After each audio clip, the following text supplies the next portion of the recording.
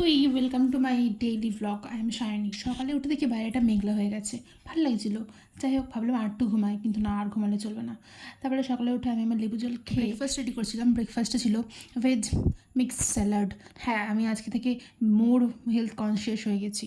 তারপর এটা খেয়ে নিয়ে আমাদের বাড়িতে একটা সুন্দর গোলাপ ফুল গাছে গোলাপ এসেছিলো, যেটা দেখতে খুব ভালো লাগছিলো। আর পাশে ছিল নয়নতারা গাছ। তারপরে এখানে ছিল লঙ্কা গাছ। আর আমার বাড়ির গাছ থেকে এমন সবজি তুলতে খুব ভালো লাগে। তারপর স্নান করে দুপুরবেলায় লাঞ্চ কমপ্লিট করে, লাঞ্চে একটু হালকা খাবারই রাখছি, হালকা খাবার রাখাই ভালো। যাই হোক, তারপরে বিকেল না, সন্ধ্যাবেলায় চলে এসেছিলাম। কিছু ভেজিটেবল কেনার ছিল আমার, তো আমি নিয়েছিলাম এখানে ক্যাপসিকাম আর গাজর আর শশা। তারপরে বাড়ি হয়ে আমার খুব খিদে পাচ্ছিল। যাই হোক, তো মুড়ি চানাচুর খেয়ে সাথে একটা লঙ্কা, আই লাভ স্পাইসেস, স্পাইসি খাওয়ার স্পাইসি বলো। তারপরে রাতে ডিনার কমপ্লিট করলাম। আজকের ভিডিওটা এই পর্যন্ত। ভালো লাগলে লাইক অ্যান্ড সাবস্ক্রাইব করে দিও। টাটা।